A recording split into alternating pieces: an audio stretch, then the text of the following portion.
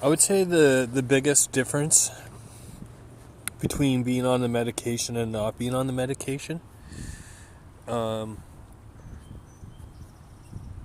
it's the easiest way to explain it is whenever I'm not on the medication, my mind is always running. I'm always thinking about the future, the past, the present. I'm always thinking about how I can navigate this reality that I live in. I'm always thinking, I'm just always thinking about something. I'm never just blank in my mind, just emptiness in my mind. Whereas when I'm on the medication, I'm just walking through this beautiful park here and I'm not thinking about anything.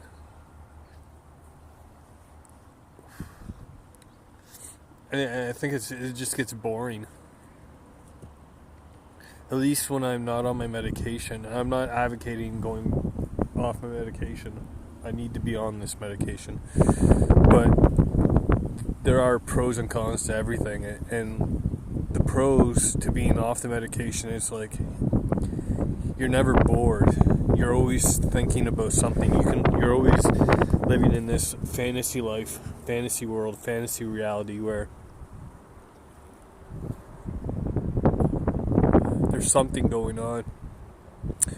Even if no one else understands it, you can understand it, and then your reality warps around that thought and makes it come true to where you experience it. It's like when you're off the medication, you think you can become a time traveler and you can travel from reality to reality, experiencing unique and different things. And it's like your mind makes that a reality for you. So even though you're talking to someone about something totally different, they're talking to you about maybe just going to the park on the Wednesday, and you're talking about going to the park on Wednesday for like a special reason. And like the reality and the conversation, they all like make you think that you're right, until you fake it till you make it kind of deal is like what I used to say. But it seemed like I was always faking it, and then I would trick myself into believing that it was real, and then it would either have an effect where it took me too far out of the reality where I just couldn't function with other people because I was just a total bubble by myself, walking around with other people. You know, it was like we were all on different timelines and we were just coexisting. You know, I thought like I could do all these grandiose dreams. Meanwhile, my next door neighbor is just going to work at Walmart. And it's like, and then like you go out and you meet someone and then they talk to you and you talk to them because when you're off this medication, you're much more an extrovert for the most part to strangers. Maybe around people that you love and your friends, you clam up and you're not yourself because you're scared of being out there. But when you're just out there talking to like random people, you don't have a care of what they actually think of you because you don't even really think of them as anything other than part of your reality. Like you created them to have this conversation with you, so there's no like, you don't really give them a soul in a way. Like they're just like in a computer game or something. They're a non-player character. You're just going out there talking to them, and you're experiencing something. You're getting information from them, and to like move through your reality to have these thoughts. And if you don't talk to people, like it won't matter because your mind will work. Your mind will work it so that the TV will talk to you or the internet. Like I've had experiences where I thought I was communicating with some sort of computer technology or alien technology. Just the way the TV was talking to me and the messages were coming in, and it's not a unique experience that I'm only having. A lot of people experience feel like the TV's talking to them. You know, it's like, it's pretty bizarre when you're convinced the TV is talking to you, or you're watching a movie and the movie is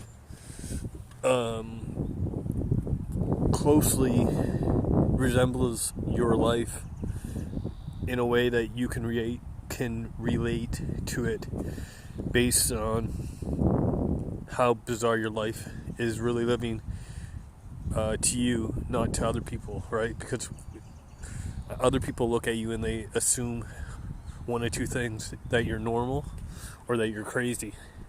It just depends on the interaction you have with that person.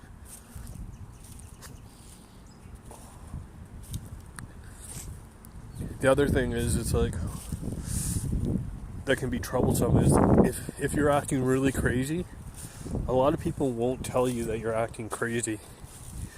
They'll just be like quiet and just think to themselves, oh yeah, that's great, well, I gotta go. And they'll just walk on, and you'll just be out there thinking, oh yeah, like all that crazy shit I said, that person just agreed with it all. And they didn't act weird. They didn't go like, what are you talking about? It doesn't make any sense. What are you talking? Are you okay? Do you need help? Like no one asks you that kind of stuff. Most people will just say, oh yeah. It's the loved ones, your family members, that'll go, Nathan, what the fuck are you talking about? You're not making any sense. Which is why it becomes hard to explain to them, because from their point of view you're not making any sense, but from your point of view you're making perfect sense. And I don't know how the brain can make all that happen, but it sure does. So when you're not on medication, your mind's constantly going with all these scenarios, constantly taking in information. For me, when I'm on medication, I'm just like I'm just waiting for something to happen. There's nothing happening. It's nice sometimes, I guess. I think some people like it. You know what I mean? Like, just to have no cares in the world and just get up every day and then just have nothing to do. Really, it's like, I'm kind of lucky in that sense. There's a lot of people that get up every day and have a shit ton of stuff to do and a shit ton of problems to solve. I don't have any problems, but I don't have anything to do either, so it's just boring. It's just me killing each day. And at least when I was off medication, the days were filled with unique random adventures that I didn't even know what was coming up, you know what I mean? It was just like I was a reality changer. I could change my realities. I could go from one reality to another reality. I don't know if I've talked about it before, but the 3 craziest realities I went to, where there's nothing anyone can say to me that says that they didn't exist or that I didn't experience them. So I experienced them for weeks on end, or for about a week. Each one I experienced for about a week till I got freaked out, and then somehow got out of it. But the first reality was everything was black and white. Everything, all the people I saw were wearing black and white clothing. All the cars I saw were black and white. was interesting. I wanted to experience it, so I had watched this video, and it told me how to like shift realities. And it said that you had to be grateful every time the universe or the reality showed up. So every time I would see someone wearing black and white clothing, I'd go, "Thank you, universe, for showing me." And then I would just continue to do that every time, and it got to the point where everyone was just wearing black and white clothing. All the cars I saw were black and white. I'm not like saying like 90%, I'm talking like every car was black and white. And it, you know, you go, thank you for showing me black and white, thank you for showing me black and white. And it was like, the more you did it, the more you acknowledged to the universe that you were getting what you wanted and you were happy, the more you got. It's like most people don't appreciate like stuff, and you can appreciate everything, just, you know what I mean, just like black and white clothing, you know, like thank you for showing me black and white clothing, thank you. And you look around and then you see it again, and then you see it again, and then next thing you know, your day is just like, thank you for showing me black and white. And then eventually a few days after that, you don't even have to thank them, the universe, anymore, because everything is just black and white. I mean, I don't know how to describe it other than changing a reality. I was also an introvert at the time, so I wasn't talking to anyone. I wasn't seeing any friends. I was going to work and back and to my room and meditating. A lot of meditation I was doing, and trying to have like out of body experiences. And so that happened, and then I got freaked out because I started to associate black with evil and white with the good. So I would see people wearing black clothing, all black clothing, and I would think that they were all evil or all black. And then I liked seeing people that had white and black clothing, not all white, not all black, just a mixture. And it was like, okay, you're 20% black, so you're 20% an asshole or 20% evil and 80% good. And so like I would naturally walk closer to people like that. But then I got freaked out because I was just like, what am I doing? Like black and evil, good and white. It didn't make sense. After a week, it was too much for my brain to handle, to even just cope, to realize like, where am I? Like I can't lie to myself. I'm seeing this, I'm experiencing this. So then the next thing I went to was, I said, no, I need color. But I didn't want to do just like red and white and blue, because I was like, that's just normal everyday life. You see colors every day when you're walking around, people wearing different color shirts, you know, different color towels on the clothing line, you know, red, white, brown, blue. So I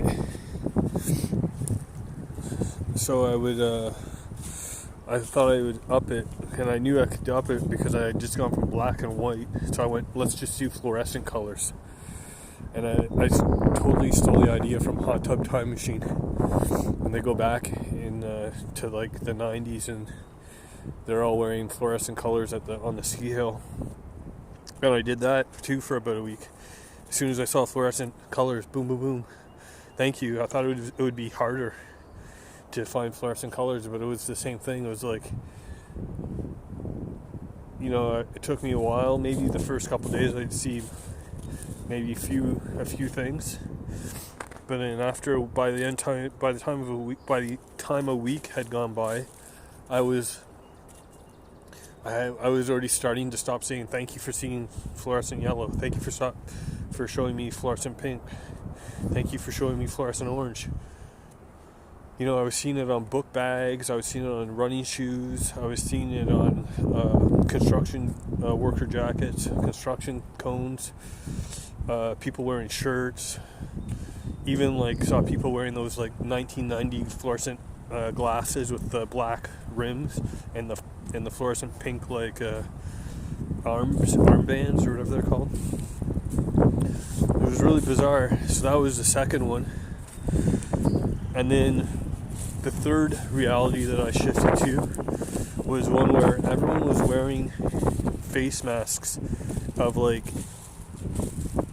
superheroes or painted faces of superheroes, or they were wearing like fuzzy bear costumes, or it was like Comic-Con. I think I've already explained that I saw this one, but I'll go into it again just in case. It was like Comic-Con, except there was no Comic-Con on, because this one lasted like 2 weeks, and I loved it. I loved that reality. I wish I could go back, but I have no idea how I got that one. I just woke up one day and I went outside and everyone was dressed up, and I thought it was really bizarre, but really cool. Just like walking downtown. I was walking downtown Calgary. I'm talking 1 million plus person city, if you're not familiar with how big Calgary is. And I was in downtown, and everyone was dressed like it. I was the only one that wasn't. I felt so out of place, and I looked probably so out of place. I was wearing normal clothes, and everyone else was dressed up like Captain America or Superman.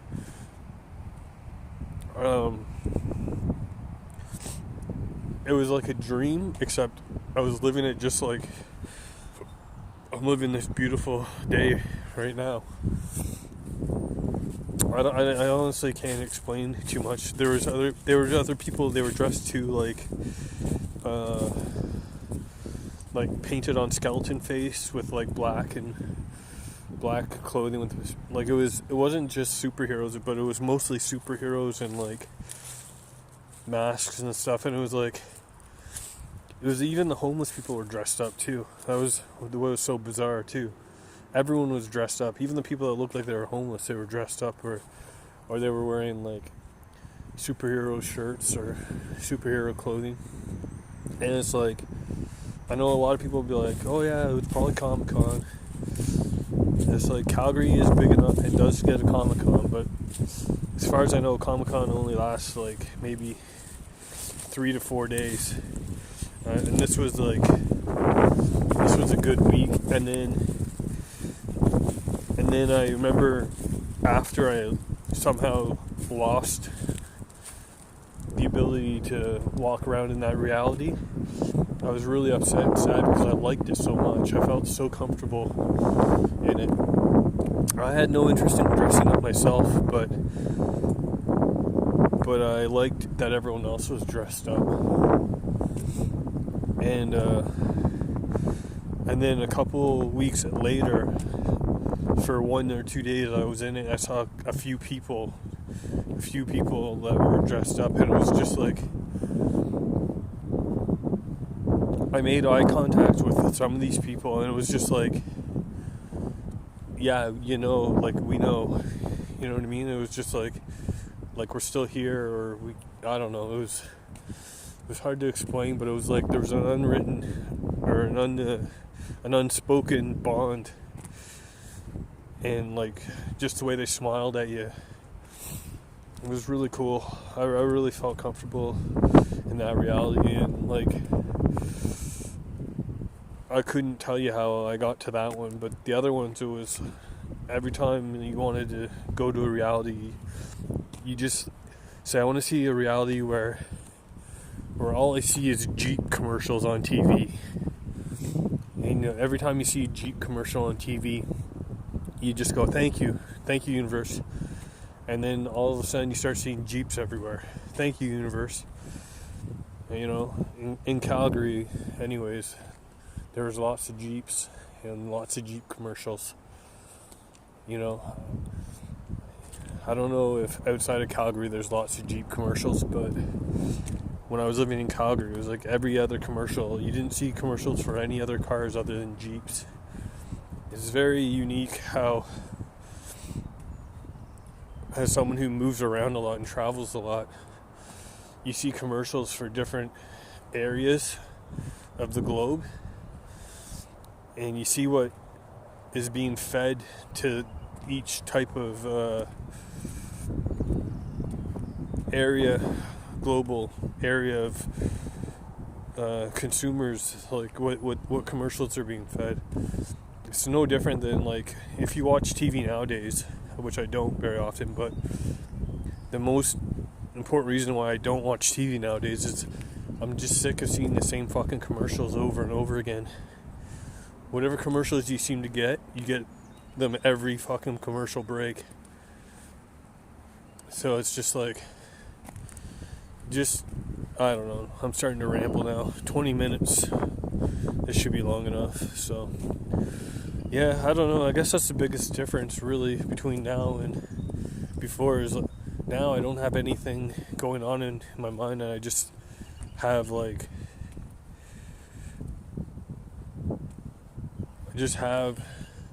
a lot of emptiness. Not sadness, not emptiness like I'm unfulfilled, just emptiness in my mind, like no thoughts, just sitting down, staring at a tree with nothing coming into my mind, nothing going out of my mind. Seems kind of boring, and it is kind of boring. It doesn't seem kind of boring. It's very boring to me, but I don't know how much better I'd be in if I was just continuously off meds. You know what I mean? I'd just be walking around. That's a cool little woodpecker hole, I guess. Alright, I guess I'll end this video